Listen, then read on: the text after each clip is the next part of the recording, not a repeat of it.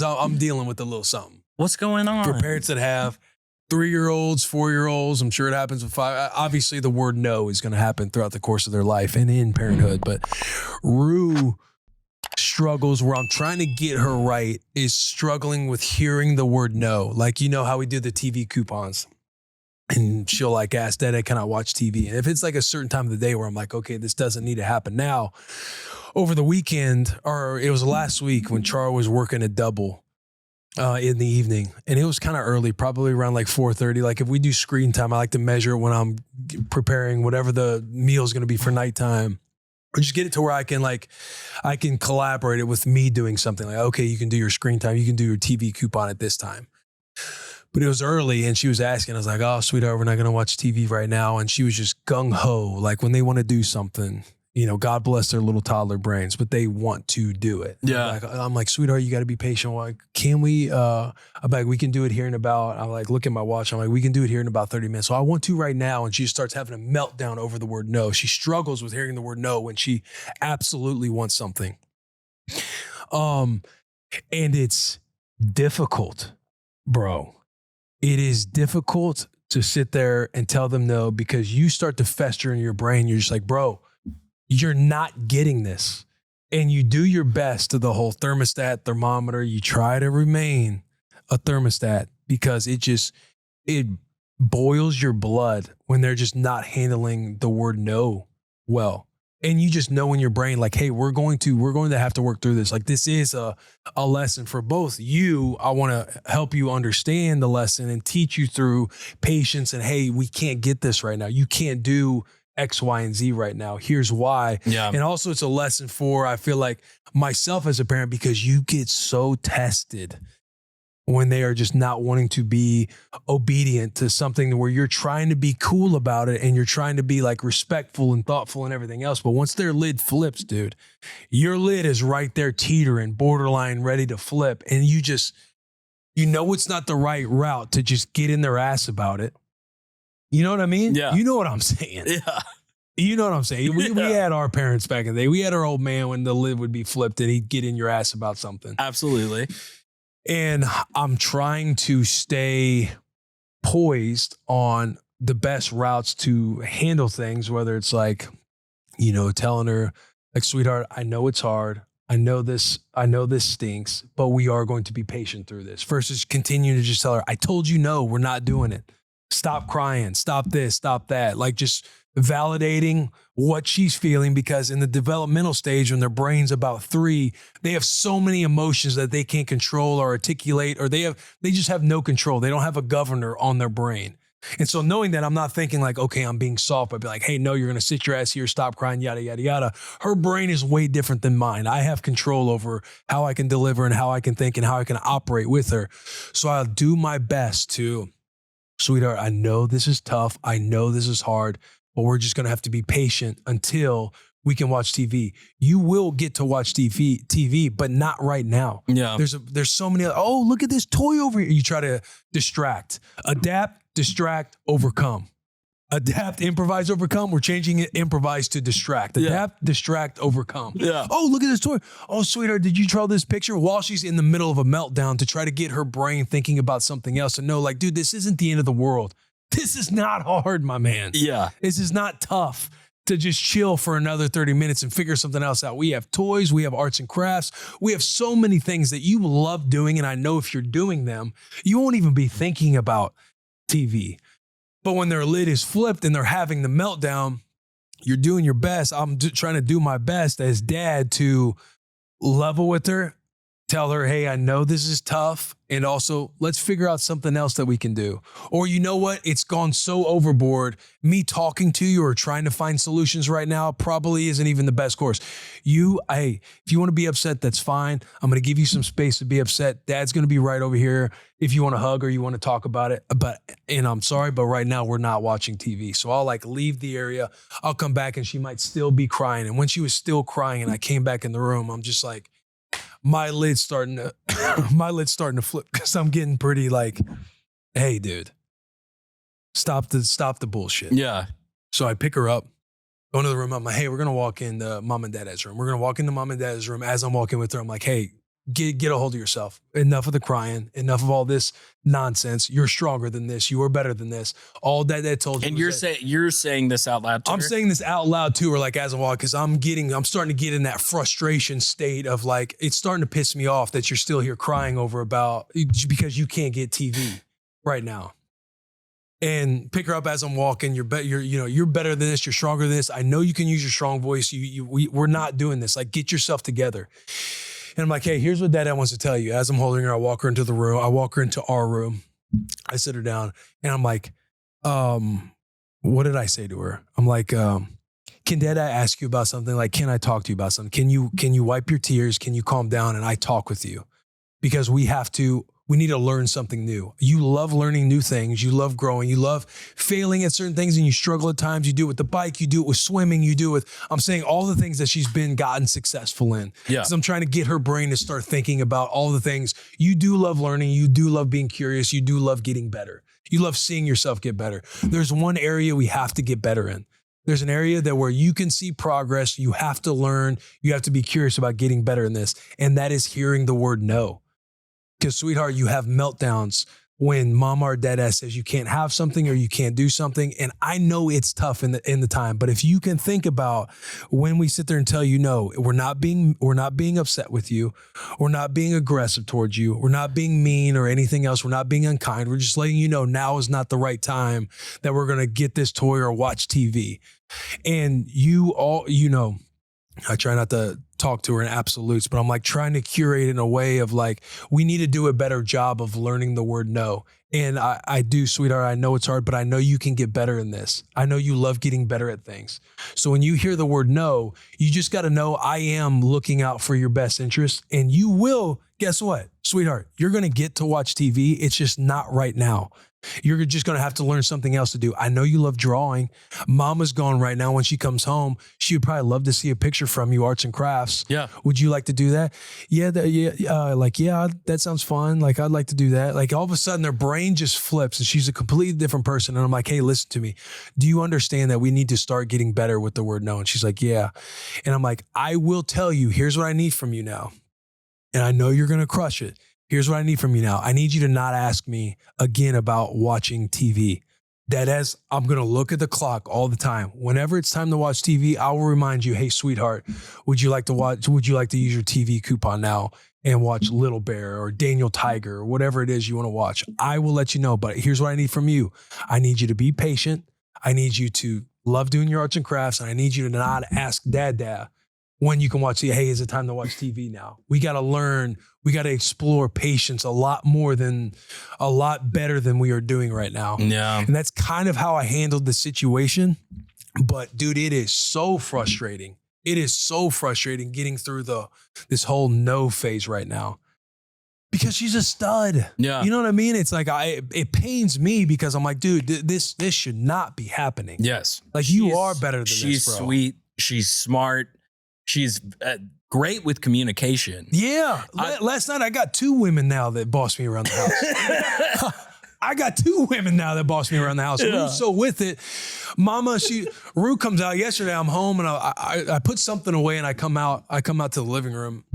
Rue just comes up to me. Hey, Dad, just so you know, I'm going to go potty. She said, I'm going to go potty. Mama's going to go clean up and change. So I need you to watch Scotty. She says that to me. Good comms. And I'm smiling as I'm looking down at her. And I look at Charles before Charles goes back to the room. I'm like, what the hell is this? And she starts laughing. I'm like, oh, now I got 2 of y'all bossing me around the house. That's crazy. And I'm like, okay, sweetheart, I'll watch Scotty. That's hilarious. She is very capable as a firstborn. Yeah. Like, I feel like that's a fun behavior that will develop as far as like, no doubt, helping with Scott. No doubt. It's like when you try and look into, I guess, like the research of everything. If you have a little one and they're getting to these phases, or the parents out there that are remembering these phases or currently in these phases, as they get older, like they're controlled so much by us that as they grow into their own little human, because Rue is doing that, she's very much an independent person. She's very much going to have that type A firstborn style about her. She loves to be in control, have autonomy over her decisions. So in her brain, when she wants to watch TV or when she wants to do a thing, she just wants control and the freedom to do those things because she crushes it in everything else. Yeah. Like she wouldn't let me put a Band-Aid on her. The other night, she wanted to take the crowns back to the bonus room. Yeah. We had to kind of tell her like, hey, you did arts and crafts down here. You have to go put them up. She ends up dropping all the crowns all over the place in the hallway. Good. That's great. Good. Yeah. Dropped them. I hear her kind of frustrated and crying. I just go over, hey, sweet, are you frustrated? I know that stinks. Here, I'll help you pick it up. Now you can go put it in your bonus room. Yeah, yeah. She comes in, I can do a new fresh Band-Aid. Oh, of course, absolutely. Let me go. No, I want to do it. She goes and gets it. I'm sitting in the chair. I hear a box hit the ground, Band-Aids all over the bathroom. Good. Yeah. Frustrated, mad, Daddy, can you come help me? Yeah, I'll come help you. Here, can I put the Band-Aid on you? No, I want to do it. Okay. She tries putting the Band-Aid on, bends it every which way. It looks like an origami paper machete thing. Bends it up, messes it up, can't do it. Good. Like, hey, can Dada? No, I want to do it, sweetheart. I love you. Let Dada put the Band-Aid on. Yeah. You crush it. Let me at least help give you some direction. Let me just open the package and get you started. Yeah. And you can finish it. We figured that out. Awesome. But she's very much independent, wants to be in control of everything. Uh-huh. So it's just that fine line when their shit gets rocked. When does it change as far, and I'm asking this as like Scarlett is, 3 years behind Rue.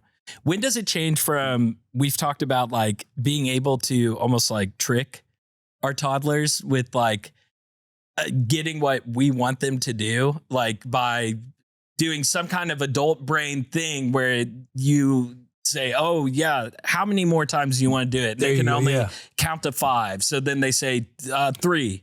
And it's like, oh, I got them. Like where does that shift go from like playing those, like I can trick them into doing the right thing. And then like, I feel like she can communicate well enough to hear if I sit her down and say, hey, I know you're good enough.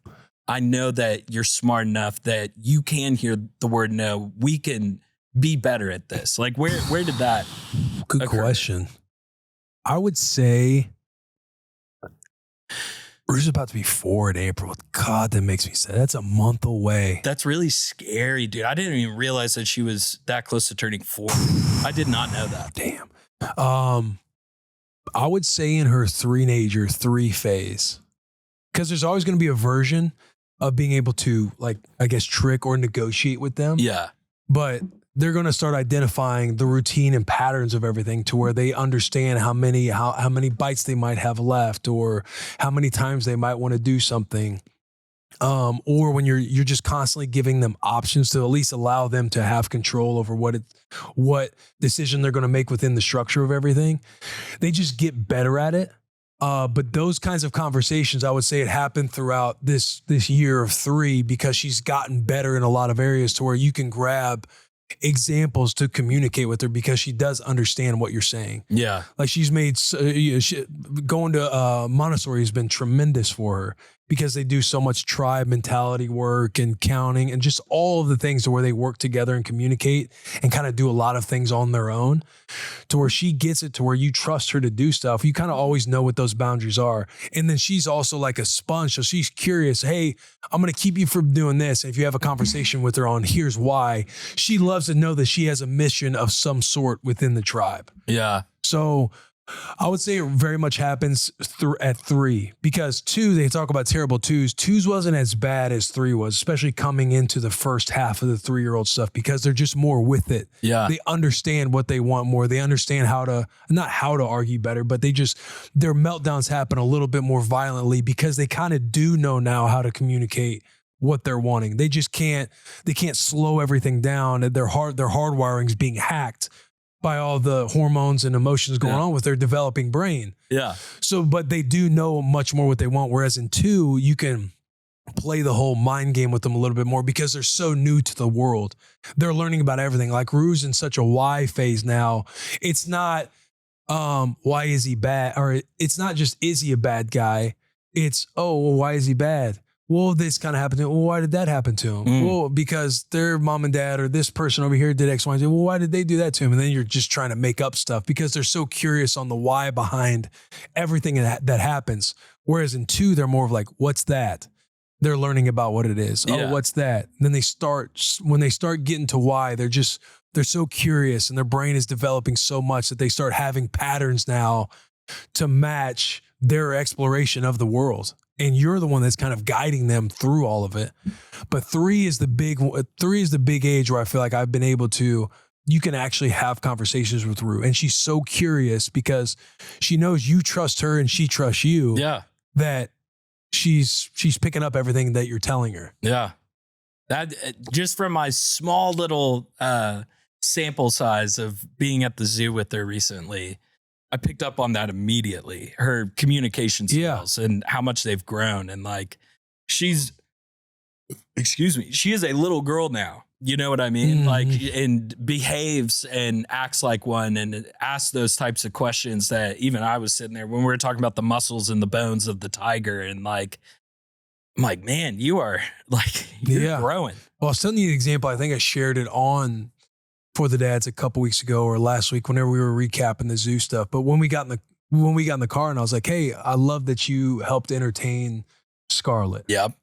And you're like, when they do have patience, dude, I love that you've been having so much patience. Well, why am I having patience? And then you're kind of explaining like what they've been doing. But you're kind of validating a positive thing that they did. So that way they remember it.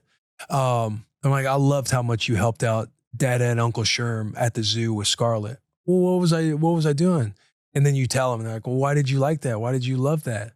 And then we're talking about the communication. Well, Dada and Uncle Sherm get to hang, but they're just such a sponge and they're so curious. Like, okay, well, why did you enjoy that thing that I was doing? Tell me more about that. It helps you like lay a foundation. So then the next time it happens, they're already thinking about it. I'm going to make Scarlett laugh. Yeah. I'm going to do these things. So they'll let you know that they're doing them because they want the reward. Hey, sweetheart, not everything we're doing is for a compliment. Yeah. You know what I mean? Yeah. Like, hey, you got to watch me go do, oh, you Dada, watch me. And then she'll go and like hug Scotty. Like, oh, that's so sweet, sweetheart. Like, Kiss her on the I want forehead. you to want to just hug Scotty because you just love Scotty. Yeah. You don't need Dada and Mama to watch every time. Yeah. Obviously I can't remember when I was like 3 or 4 years old, but that was one of my favorite things of like moments where I did get sat down by my parents and there was like a full explanation of why the answer was no or why something wasn't going to happen that I wanted it to happen. Like I loved being able to have a conversation about it instead of just no. And that's it. And that's final. Cause I did hear that sometimes too. Yeah. I have great parents. Like no parent's perfect, but like I would get those no. And the answer's no. You don't need a why. Yeah. Because I said so. Yeah. Because I said so. Which would leave me frustrated because I'm, if I got an explanation of why, maybe I would understand why the answer is no in that situation. And then I'm not trying to push that again in the future. Mm-hmm. Like you sitting down with Rue in that moment and really trying to show her what's going on, showing her why it's no, complimenting her and being like, I feel like you can understand this. You're big girl enough that you can handle this. All that like sounds awesome to me. Yeah. Yeah. It's just testing in those times, bro. Oh, because I know parents out there, it's like when those moments are happening, that lid is flipped. You just can't. Come on, you just want to. And I'm already starting face to in the get pillow. I'm starting to get a little hint of that, even though Scarlett is officially 8 months old today, by the way. Yeah, the 3rd of March. But I'm already starting to get that a little bit with Scarlett, and it's funny of like her, like she's starting to hit and swing when she doesn't want something. Like she doesn't want Baba. I don't want this toy. Throw that. Like I don't, hitting you in the face or bucking, dude. She's like bucking so hard now. When she like wants down or isn't like comfortable. Yeah. Or like, hey, I want to play. I don't want to sit in your lap in the rocking chair. Like I have a cool playpen over there. Put me in it. And she's doing this so much with like not a cry, but like a,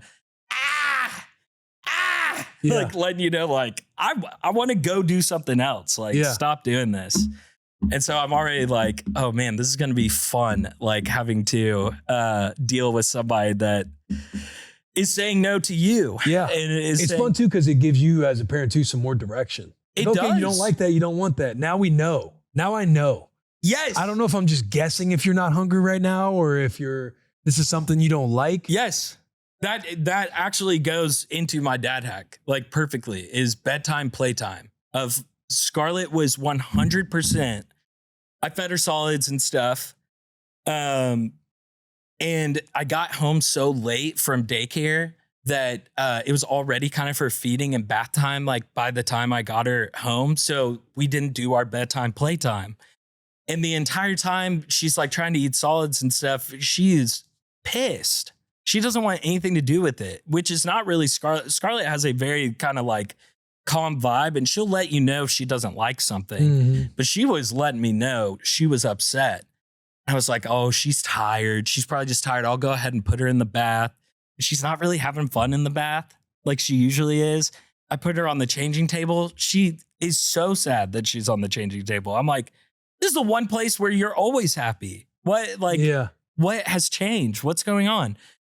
Trying to feed her the bottle. She takes 3 ounces out of 7. That's like unheard of for Scarlett. Mm-hmm. That never happens. I put her into her crib because I sat there for 20 minutes. Like, okay, are you going to go down? The entire time she's doing this, which she never does. I put her in the crib. She's screaming for like 15 minutes straight. And she finally did go to bed. But like looking back on it now, all that bucking and all that crying and stuff, I was like, she was trying to tell me I didn't get to play with you. Like I didn't get to sit down in the playpen. I didn't realize that until it was too late of like trying to put her in the crib. I was kind of moving her hands around a little bit, trying to tell her to shh, go to bed. And she started laughing and smiling when I was like playing with her hands. I was like, oh no, I didn't play with you. That's what you wanted this entire time. So that was my That's dad awesome. hack. I love that.